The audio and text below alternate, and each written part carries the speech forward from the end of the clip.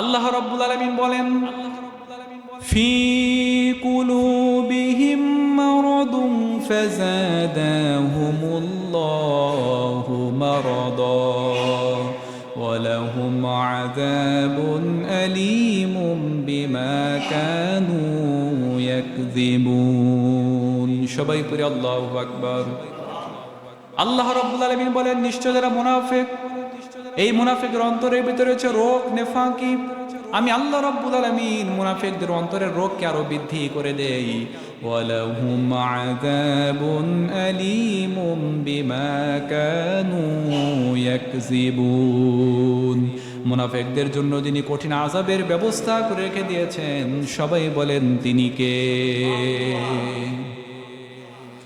এই দুনিয়ার ভিতরে যত মানুষ রয়েছে, আল্লাহ রাব্বুল আলামিন সকল মানুষের অন্তরকে, সকল মানুষের দিলকে, অন্তরকে আল্লাহ তাআলা তিন ভাগে বিভক্ত করেছেন। এক নাম্বার হলো অসুস্থ অন্তর। এক নাম্বার অন্তরের নাম কি বললাম? অসুস্থ অন্তর। দুই নাম্বার হলো মৃত অন্তর। তিন নাম্বার হলো সুস্থ অন্তর। আল্লাহ রাব্বুল আলামিন মুনাফিকদের যে অসুস্থ অন্তর, আল্লাহ রাব্বুল আলামিন সূরা বাকারার 10 নম্বর আয়াতের ভিতরে বলেছেন, যারা মুনাফিক তাদের অন্তরের ভিতরে অসুস্থতা রয়েছে, রোগ রয়েছে, আমি আল্লাহ তাআলা তাদের রোগকে আরো বৃদ্ধি করে দেই। সবাই পড়ি নাউজুবিল্লাহ। মুনাফিকদের যে অন্তর, এটা কি অন্তর? অসুস্থ অন্তর। কি অন্তর? অসুস্থ। দুই নাম্বার অন্তর হলো মৃত অন্তর।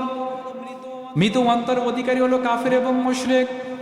এই দুনিয়ার ভিতরে যারা নাকি আল্লাহ তাআলার সাথে শিরিক করে, আল্লাহকে বাদ দিয়ে গাছের পূজা করে, পাহাড়ের পূজা করে, আগুনের পূজা করে, চন্দ্র সূর্যের পূজা যারা করে দুনিয়ার ভিতরে, তাদের জন্য যিনি স্থায়ী জাহান্নাম রেখে দিয়েছেন, সবাই বলেন তিনি কে?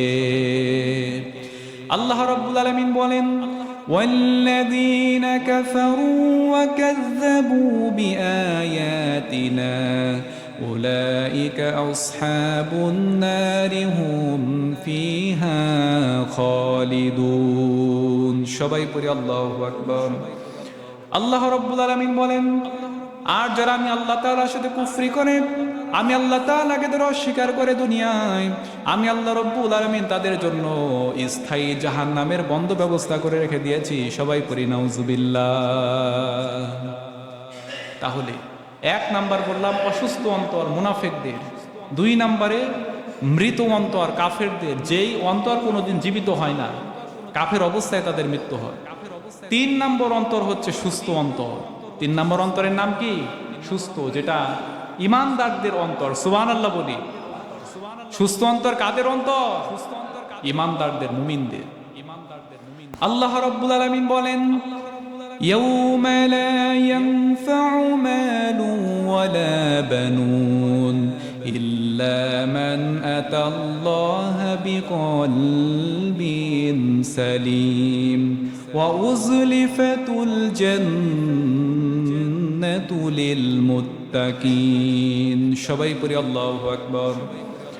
আল্লাহ রাব্বুল আলামিন বলেন, আমি আল্লাহ তাআলা কিয়ামতের ওই কঠিন ময়দানে এমন অবস্থা তৈরি করে ফেলবো, সেদিন বান্দার সম্পদ এবং সন্তান সন্ততি কোনো কাজে আসবে না। সেদিন বান্দাকে কেউ কোনো উপকার করতে পারবে না, বান্দাকে কেউ কোনো সহযোগিতা করতে পারবে না। ইল্লা মান আতাল্লাহা বিকলবিন সালিম।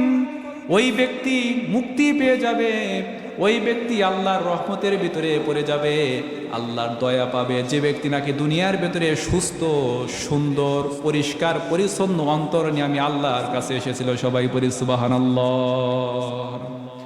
কিয়ামতের দিন মুক্তি পাবে কে? যে সুস্থ অন্তর নিয়ে, পবিত্র অন্তর নিয়ে আল্লাহর কাছে এসেছিল। সুবহানাল্লাহ।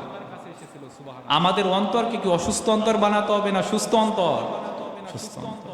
সুস্থ অন্তর যদি আমরা তৈরি করতে পারি দুনিয়ার ভিতরে নেক আমল করার মাধ্যমে, তাহলে মৃত্যুর সময় আমাদেরকে ফেরেশতারা কি বলে সম্বোধন করবে আল্লাহ রাব্বুল আলামিন, সেটা আমাদেরকে জানিয়ে দিয়েছেন। সুবহানাল্লাহ বলেন।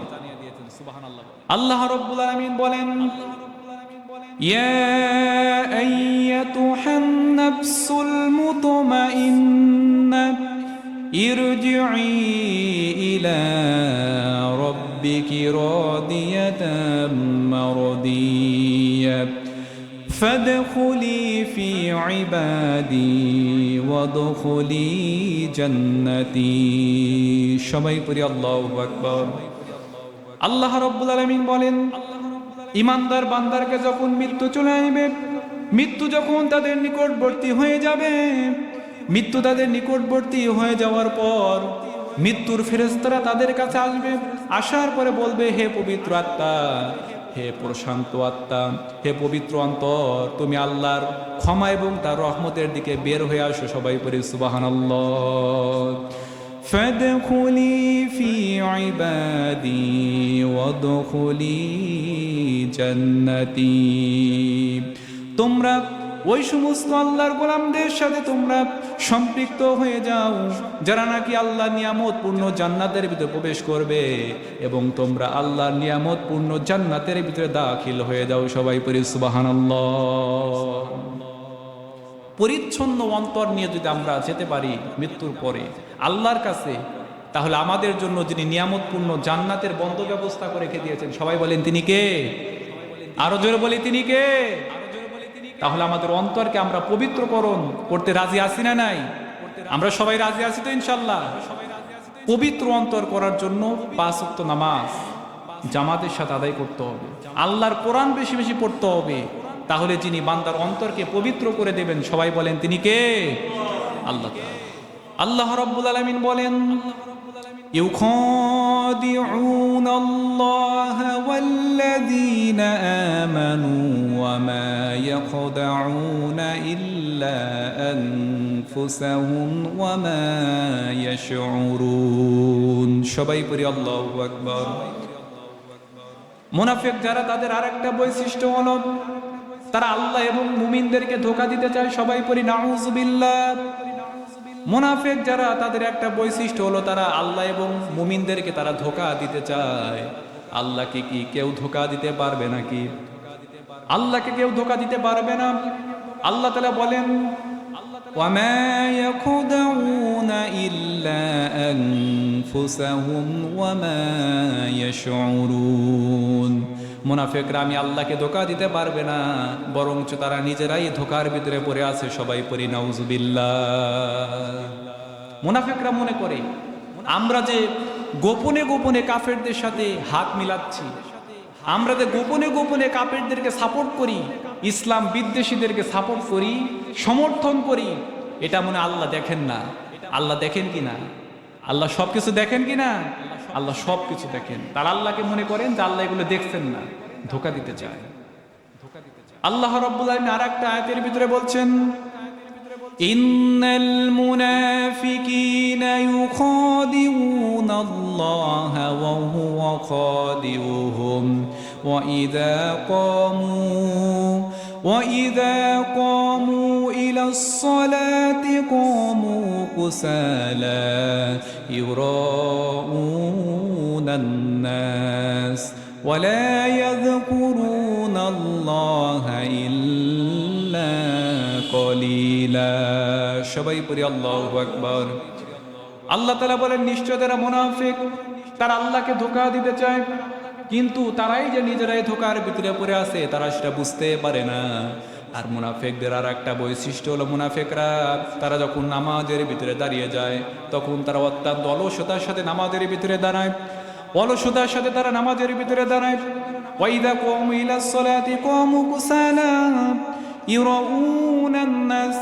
আর তারা যে নামাজ আদায় করে, এই নামাজ শুধুমাত্র মানুষদেরকে দেখানোর জন্য আদায় করে। সবাই পড়ি নাউযুবিল্লাহ। মুনাফিকরা নামাজ পড়ে মানুষদেরকে দেখানোর জন্য। আমাদের সমাজের ভিতরে কিছু লোক আছে বলে যে বয়স হয়ে গেছে, নামাজ না পড়লে কেমন দেখা যায়, টাকা পয়সা আছে, কুরবানি না করলে কেমন দেখা যায়, আমি যদি ছোট গরু কুরবানি করি আমার কি মান সম্মান থাকে? এরকম বলার লোক আছে না নাই? অনেকেই বলে যে নতুন নতুন হজ করে আসছি, নামাজ না পড়লে কেমন দেখা যায়। তো এরকম লোক দেখানো যারা ইবাদত বন্দি করে, তাদের ইবাদত কি কেউ কবুল করবেন? আল্লাহ কবুল করবেন? আমার নবীজি মুহাম্মদ রাসূলুল্লাহ সাল্লাল্লাহু আলাইহি ওয়াসাল্লাম বলেন, ইন্নাল্লাহা লা ইয়াকবালু মিনাল আমালি ইল্লা মা কানা লাহু খালিসান ওয়াবতুগিয়া বিহি ওয়াজহুহু আল্লাহর কোনো বান্দা আল্লাহকে বাদ দিয়ে কোনো মানুষকে সন্তুষ্ট করার জন্য যদি কোনো ইবাদত বন্দি করে, ওই ইবাদত যিনি কবুল করবেন না, সবাই বলেন তিনি কে? আল্লাহকে সন্তুষ্ট করার জন্য ইবাদত করতে হবে। আমরা যেন সব সময় আল্লাহকে সন্তুষ্ট করার জন্য ইবাদত করতে পারি। আল্লাহ সেই তৌফিক আমাদের দান করুন। সবাই বলি আল্লাহুম্মা আমিন। আরো জোরে বলি আল্লাহুম্মা আমিন। সম্মানিত উপস্থিতি, তাহলে 9 নম্বর আয়াত থেকে আমরা যেটা জানতে পারলাম যে মুনাফিকরা আল্লাহকে ধোঁকা দিতে চায়, আল্লাহ তাআলাকে কি দিতে চায়? ধোঁকা দিতে চায়। সম্মানিত উপস্থিতি, 10 নম্বর আয়াতের ভিতরে আল্লাহ তাআলা মুনাফিকদের আরেকটা